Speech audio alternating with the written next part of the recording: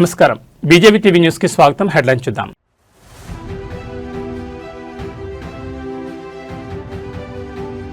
AP పారిశ్రామిక చరిత్రలో సరికొత్త అధ్యాయం.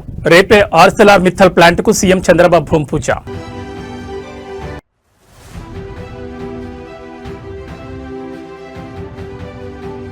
సిద్దిపేట జిల్లాలో సీఎం రేవంత్ పర్యటన. ఆయిల్ ఫామ్ ఫ్యాక్టరీ ప్రారంభోత్సవం, రిఫైనరీకి శంకుస్థాపన.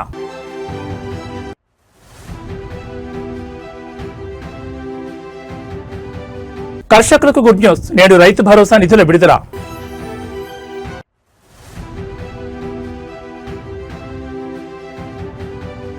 హస్తం పార్టీకి సీనియర్ నేత జీవన్ రెడ్డి గుడ్ బై.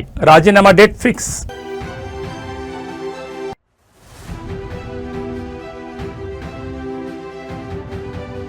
నలభై 48 గంటల్లో హోర్ముజ్ను తెరవాలి. ఇరాన్కు ట్రంప్ వార్నింగ్. ఇక డీటెయిల్స్ చూస్తే రాష్ట్ర పారిశ్రామిక అభివృద్ధిలో మరో చారిత్రక ఘట్టానికి సమయం ఆసన్నమైంది. ఉక్కు ఉత్పత్తిలో అగ్రగామి సంస్థ Arcelor Mittal Nippon steel India సంస్థ నెలకొల్పనున్న green field integrated steel plant కు అనకాపల్లి జిల్లా నక్కపల్లి మండలం రాజీపేటలో ముఖ్యమంత్రి చంద్రబాబు రేపు భూమి పూజ చేయనున్నారు. దాదాపు 17.8 మిలియన్ మెట్రిక్ టన్నుల సామర్థ్యంతో 1,35,964 కోట్ల రూపాయల భారీ పెట్టుబడితో ఉక్కు పరిశ్రమ ఏర్పాటు కానుంది. ఈ ప్రాజెక్టు ద్వారా ప్రత్యక్షంగా పరోక్షంగా సుమారు 1,00,000 మందికి ఉద్యోగ ఉపాధి అవకాశాలు లభించనున్నాయి. ఉత్తరాంధ్రకు తలమానికంగా నిలవనున్న Arcelor Mittal Nippon steel plant India సంస్థ భారీ ఉక్కు పరిశ్రమ ఏర్పాటుకు రంగం సిద్ధమైంది. సీఎం చంద్రబాబు చేతుల మీదుగా సోమవారం భూపూజ జరగనుంది. మొత్తం 5,465 ఎకరాల్లో 2 దశల్లో ఈ ప్రాజెక్టు సాకారం కానుంది. మొదటి దశలో 7.3 మిలియన్ మెట్రిక్ టన్నులు, రెండవ దశలో 10.5 మిలియన్ మెట్రిక్ టన్నుల సామర్థ్యంతో ఉక్కు ఉత్పత్తి చేయనుంది. స్టీల్ ప్లాంట్కు అనుబంధంగా 50 మిలియన్ మెట్రిక్ టన్నుల సామర్థ్యంతో అదనంగా 316 ఎకరాల్లో క్యాప్ 2 పోర్టును కూడా ఏఎంఎన్ఎస్ ఇండియా ఏర్పాటు చేయనుంది. దీనికోసం ప్రత్యేకంగా 11,198 కోట్ల రూపాయలు పెట్టుబడి పెట్టనుంది. దీంతో మరో 6,000 మందికి ఉద్యోగ అవకాశాలు లభించనున్నాయి. ఏఎంఎన్ఎస్ ఇండియా ప్లాంట్ ఏర్పాటుతో విశాఖ ఎకనామిక్ రీజియన్ పరిశ్రమల హబ్ గా రూపుదిద్దుకోనుంది. గ్రీన్ ఫీల్డ్ స్టీల్ ప్లాంట్ ఏర్పాటు ద్వారా దేశంలో భారీగా పెరిగిన ఉక్కు మార్కెట్లో కీలక పాత్ర పోషించే అవకాశం ఏఎంఎన్ఎస్ ఇండియాకు లభించనుంది. ఈ ప్రాజెక్టు త్వరితగతిన నిర్మాణం పూర్తి చేసేందుకు రాష్ట్ర ప్రభుత్వం అన్ని విధాలా సహకరిస్తోంది. స్టీల్ ప్లాంట్ ను NH-16తో కలిపేలా 4 వర్తుల రహదారి విస్తరణ పనులు చేపట్టింది. కనెక్టివిటీ పెంచడంతో పాటు పరిశ్రమకు అవసరమయ్యే నీరు, విద్యుత్ వంటి మౌలిక వస్తువులు శరవేగంగా కల్పిస్తోంది. సోమవారం జరిగే శంకుస్థాపన కార్యక్రమానికి కేంద్ర రాష్ట్ర ప్రభుత్వాల ప్రముఖులు, పారిశ్రామికవేత్తలు తరలిరానున్నారు. సీఎం చంద్రబాబు, కేంద్ర ఉక్కు భారీ పరిశ్రమల మంత్రి హెచ్డి కుమారస్వామి, కేంద్ర మంత్రి భూపతిర శ్రీనివాస్ వర్మ, ఉప ముఖ్యమంత్రి పవన్ కళ్యాణ్, లోకేష్ ముఖ్య అతిథులుగా హాజరు కానున్నారు. Arcelor Mittal executive chairman Lakshmi Mittal, AMNS India chairman Aditya Mittal భూమి పూజలో పాల్గొనున్నారు.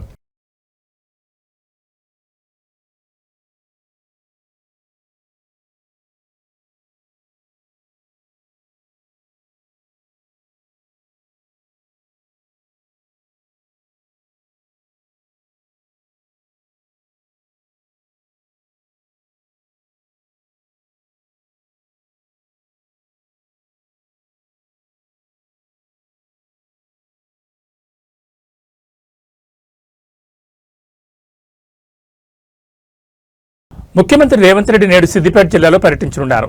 నంగునూరు మండలం నర్మెట్ట గ్రామానికి చేరుకుంటారు. అక్కడ నిర్వహించనున్న ప్రతిష్టాత్మక రైతు ఉత్సవాల కార్యక్రమంలో ఆయన ప్రధాన అతిథిగా పాల్గొని రైతు భరోసా నిధులను అధికారికంగా విడుదల చేయనున్నారు.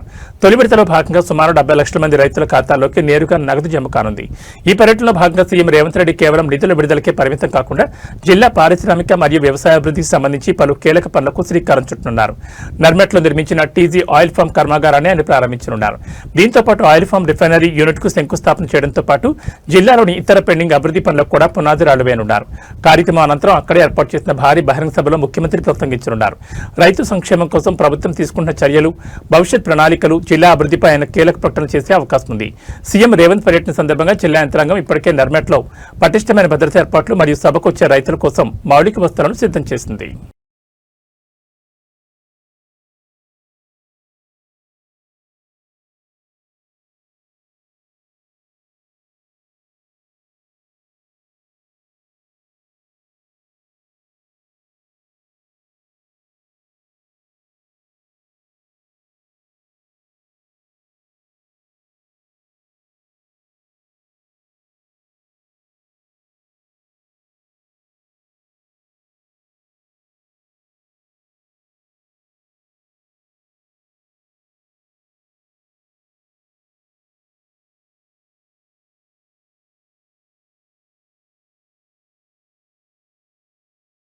తెలంగాణ రైతులకు ప్రభుత్వం నేడు గుడ్ న్యూస్ చెప్పనుంది. ఈ రోజు రైతు భరోసా నిధులను విడుదల చేయనుంది. సిద్దిపేట జిల్లా నర్మెట్లో జరగనున్న బహిరంగ సభలో ముఖ్యమంత్రి రేవంత్ రెడ్డి పాల్గొనున్నారు.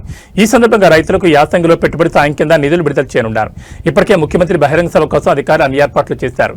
3 విడతలుగా ఈ నిధులను విడుదల చేయనున్నారు. రైతు భరోసా నిధులను విడుదల చేయడంలో ప్రభుత్వం జాప్యం చేస్తుందని ప్రతిపక్షాల విమర్శలకు ఈ సభ ద్వారా సమాధానం చెప్పనున్నారు. రైతుల ప్రయోజనాలకు తమ ప్రభుత్వం కట్టుబడి ఉందనే సంకేతాలను అన్నదాతల సమాజానికి పంపే ప్రయత్నం చేయనున్నారు. తెలంగాణలో త్వరలో ఎంపీటీసీ, జడ్పీటీసీ ఎన్నికలు జరగనున్నాయి. ఈ ఎన్నికల కంటే ముందుగానే రైతు భరోసా నిధులను జమ చేయాలని రేవంత్ రెడ్డి నిర్ణయించారు. మున్సిపల్ ఎన్నికలు పూర్తయిన వెంటనే రైతు భరోసా నిధులు జమ చేస్తామని రేవంత్ రెడ్డి చేసిన ప్రకటన నిజం చేసేలా ప్రభుత్వం అడుగులు వేస్తోంది.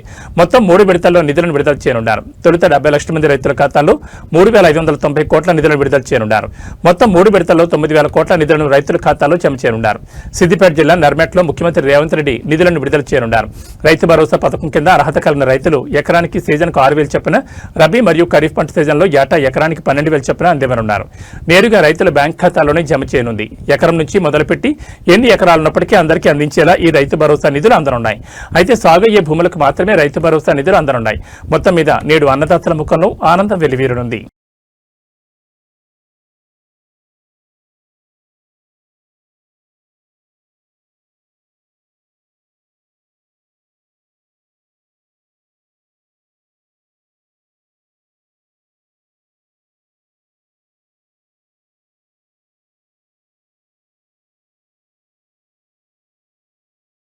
జగిత్యాల రాజకీయం కొన్ని రోజులుగా రాష్ట్ర వ్యాప్తంగా సంచలనం సృష్టిస్తోంది. పార్టీపై అసంతృప్తితో ఉన్న కాంగ్రెస్ సీనియర్ నేత జీవన్ రెడ్డి పార్టీని వీడేందుకు సిద్ధమయ్యారు.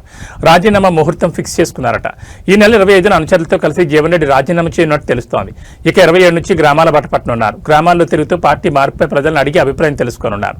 తనకు జరిగిన అన్యాయం, పార్టీ ఫిరాయింపులపై ప్రజలకు వివరించాలనే యోచనలో ఆయన ఉన్నారు. ఏప్రిల్ 10 లోపు బీఆర్ఎస్ లో చేరనున్నట్లు తెలుస్తోంది. హైదరాబాద్ కి లేదా ఫామ్ హౌస్ కి రావాలని బీఆర్ఎస్ వర్గాలు కోరినట్లు సమాచారం. జగిత్యాలలో బహిరంగ సభ ఏర్పాటు చేసి తీరుతానని, కేసీఆర్ రావాలని జీవన్ చెప్పినట్లు తెలుస్తోంది. మరోవైపు ఇప్పటికే 10 దఫాలుగా జీవన్ రెడ్డిని కాంగ్రెస్ పెద్దలు బుజ్జగించారు. మంత్రులు వచ్చి కూల్చేసే ప్రయత్నం చేసినా ససేమిరా అన్నారు. కరీంనగర్ మంత్రులు శ్రీధర్ బాబు, అడ్లూరు లక్ష్మణ్, డీసీసీ అధ్యక్షుడు చొప్పదండి ఎమ్మెల్యే మేడిపల్లి సత్యం నచ్చజెప్పినా ఫలితం లేకుండా పోయింది.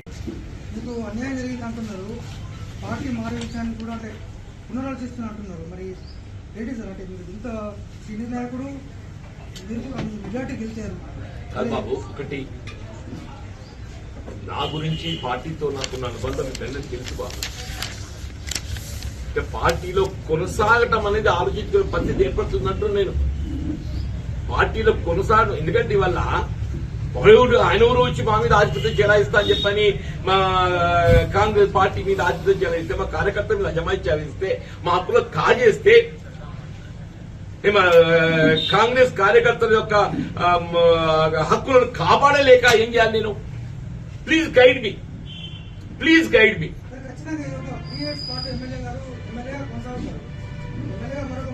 డెఫినెట్లీ అదే అందుకే బాధపడుతున్నా అంటున్నా నేను. ఇప్పుడు ఈ శోభ ఇది ముగింపు కాదు అంటున్నా నేను. ఇట్లా ఈ విధమైన ఈ వేధింపులు ఈ వేధింపులు సహిస్తూ ఎంతగా కొనసాగగలుగుతామా? నాకు నేను ఏదైతుందో, నా మనోవేదన ఏదైతుందో ఎక్స్ప్లెయిన్ చేస్తూ కెన్ ఐ కంటిన్యూ ఈ వేధింపులు భరించగలుగుతానా? ఎంతకాలం భరించగలుగుతా? దీని పరిష్కారం ఏంటి అని నేను ఊహించలేకపోతున్నాను. నేను ఊహించుకోలేకపోతున్నా బాబు అంటున్నాను. సైబర్ నేరగాళ్లు సామాన్యులనే కాకుండా ప్రజాప్రతినిధులను కూడా లక్ష్యంగా చేసుకుంటున్నారు. తాజాగా ఏలూరు జిల్లా పోలవరం నియోజకవర్గం జనసేన ఎమ్మెల్యే చిర్రి బాలరాజు సైబర్ మోసానికి గురయ్యారు. గుర్తు తెలియని నేరగాళ్లు ఆయన బ్యాంక్ ఖాతా నుంచి భారీ మొత్తంలో నగదును కాజేశారు. ఈ ఘటనపై ఆయన పోలీసులకు ఫిర్యాదు చేయగా అధికారులు కేసు నమోదు చేసి దర్యాప్తు చేస్తున్నారు. ఎమ్మెల్యే బాలరాజు మొబైల్ కు ఆర్టీఏ చలన చెల్లించాలంటూ ఓ మెసేజ్ రావడంతో అందులో ఉన్న లింకును ఆయన నిజమైందని భావించి క్లిక్ చేశారు. ఆ లింక్ ద్వారా ఆయన ఫోన్లో ఓ మాల్వేర్ యాప్ ఇన్స్టాల్ అయినట్టు తెలుస్తోంది. అది క్లిక్ చేసిన కొద్దిసేపటికే జంగారెడ్డిగూడెంలోని ఇండస్ ఇండ్ బ్యాంక్ లో ఉన్న ఆయన ఖాతా నుంచి సుమారు 12 లక్షలు విత్డ్రా అయినట్లు గుర్తించారు. తన ఫోన్ హ్యాక్ అయిందని, ఖాతా నుంచి నగదు డ్రా అయినట్లు మెసేజ్ రావడంతో షాక్ గురైన ఎమ్మెల్యే బాలరాజు వెంటనే అప్రమత్తమయ్యారు. ఆయన జీలుగుమిల్లి పోలీస్ స్టేషన్లో ఈ ఘటనపై ఫిర్యాదు చేశారు. ఎమ్మెల్యే ఫిర్యాదు మేరకు కేసు నమోదు చేసుకున్న పోలీసులు సైబర్ నేరగాళ్ల కోసం గాలింపు చర్యలు చేపట్టారు. ఐపీ అడ్రస్ ట్రాకింగ్ వంటి సాంకేతిక పద్ధతుల ద్వారా నిందితులను పట్టుకునేందుకు ప్రయత్నిస్తున్నట్లు పోలీసులు తెలిపారు.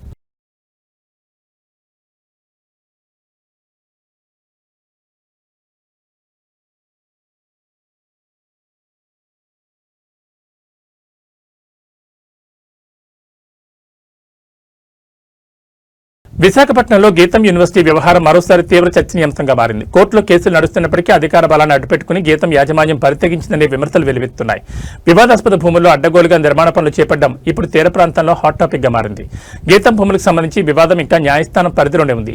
స్టేటస్ కో ఉన్నప్పటికీ అక్కడ భారీ ఎత్తున నిర్మాణ పనులు ప్రారంభించడం సంచలనం రేపుతోంది. గతంలో ప్రభుత్వం అధీనంలో ఉన్నట్లుగా ఏర్పాటు చేసిన బోర్డులను సైతం గీతం యాజమాన్యం పరితెగించి తొలగించినట్లు ఆరోపణలు వస్తున్నాయి. సుమారు 55 ఎకరాల ఆక్రమిత భూముల్లో ఈ నిర్మాణాలు జరుగుతున్నట్టు తెలుస్తోంది. గతంలో నిషేధిత జాబితాలో ఉన్న ఈ భూములను ఇటీవల రాష్ట్ర ప్రభుత్వం ఆ జాబితా నుంచి తొలగించడం వెనుక పెద్ద ఎత్తున రాజకీయ ఒత్తిడి ఉందనే వాదనలు వినిపిస్తున్నాయి.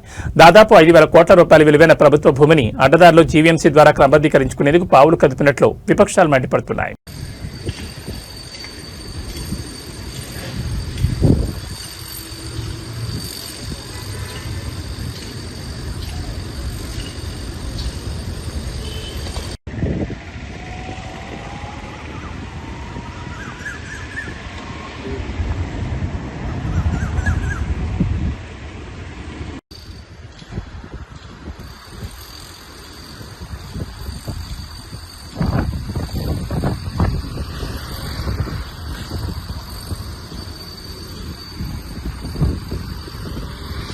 చిత్తూరు జిల్లాలో నిషేధిత పొగాకు ఉత్పత్తుల అక్రమ రవాణాపై పోలీసులకు పదం మోపారు.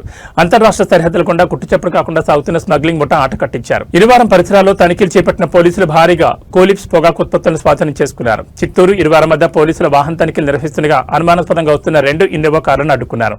ఆ కారులో తనిఖీ చేయగా సుమారు 10 లక్షల రూపాయల విలువైన నిషేధిత పొగాకు ఉత్పత్తులు కోలిప్స్ లభ్యమయ్యాయి. వీటితో పాటు రవాణాకు ఉపయోగిస్తున్న 2 ఇన్నోవా కార్లను పోలీసులు సీజ్ చేశారు. ఈ అక్రమ రవాణాకు పాల్పడుతున్న కర్ణాటకకు చెందిన 3 స్మగ్లర్లను పోలీసులు అదుపులో తీసుకున్నారు. ఇతర రాష్ట్రాల నుంచి ఏపీలోకి ఈ నిషిద్ధ పదార్థాలను సరఫరా చేస్తున్న ముఠా వెనుక ఉన్న సూత్రధారుల కోసం పోలీసులు కూపీలాగుతున్నారు.